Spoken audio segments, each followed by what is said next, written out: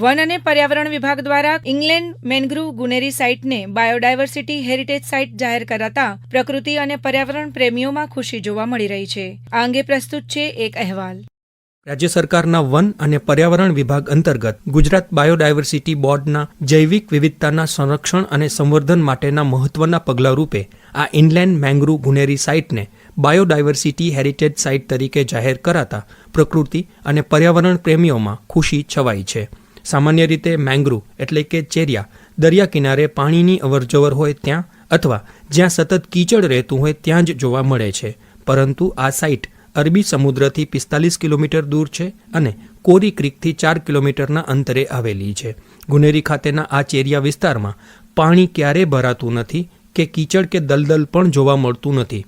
સપાટ જમીન પર જ 32.78 હેક્ટર વિસ્તારમાં ચેરિયા અહીં જંગલની જેમ પથરાયેલા જોવા મળે છે. ગુજરાત બાયોડાયવર્સિટી બોર્ડના અધ્યક્ષ રવિન્દ્રકુમાર સુગુરે આકાશવાણીને જણાવ્યું કે આ યુનિક જગ્યા વિશે આવનારી પેઢી માહિતગાર થાય તે માટે ગુજરાત સરકાર દ્વારા આ પગલું લેવામાં આવ્યું છે. ये एक गुजरात सरकार तरफ से बहुत મોટા કદમ છે કે બાયોડાયવર્સિટીની કન્ઝર્વેશન પ્રોટેક્શન બાબતમાં જે ભવિષ્યની પેઢી આવે છે ને એને ખબર પડવું જોઈએ કે ભાઈ આ શું છે. કેમ કે જ્યારે પણ મેંગ્રુવ અમે લોકો જો જોતા હશે કે ભાઈ મેંગ્રુવ સમુદ્રની કિનારે પાણીમાં અને કીચડમાં દલદલમાં જોવા મળે છે. બટ એ એવું મેંગ્રુવ ફોરેસ્ટ છે એ દલદલમાં અને સમુદ્રની પાણીમાં નથી, એ જમીન પર મળે છે કે બાકી બીજા જંગલ જેવા. સો એની એક ઓળખ છે, અમે એસે પ્રોટેક્ટ કરવા માંગીએ છીએ. બાયોડાયવર્સિટી મેનેજમેન્ટ એક પ્લાન બનશે અને તે પ્રમાણે એને પ્રોટેક્શન કરવાની કામગીરી હાથ ધરવામાં આવશે. શ્રી સુગુરે ઉમેર્યું કે સ્થાનિક લોકો અને વન વિભાગના કર્મચારીઓને કૌશલ્યવર્ધન તાલીમ આપવામાં આવશે. સાથે સ્થાનિક લોકોના હક અને વિશેષ અધિકારોનું પણ ધ્યાન રાખવામાં આવશે.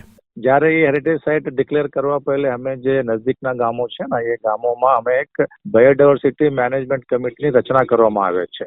આ લોકોને સહમતિ લઈને અને લોકલોને સહમતિ લઈને આ પૂરા પ્રોસેસ કરવામાં આવે છે અને એને સંરક્ષણ માટે અમે એની લોકોને ટ્રેનિંગ આપીને એની લોકો દ્વારા એ પ્રોટેક્શન કરવામાં આવશે.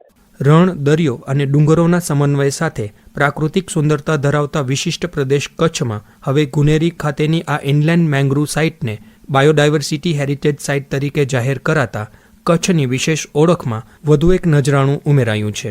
સમાચાર દર્પણ માટે ભુજથી અશરફ નથવાણી.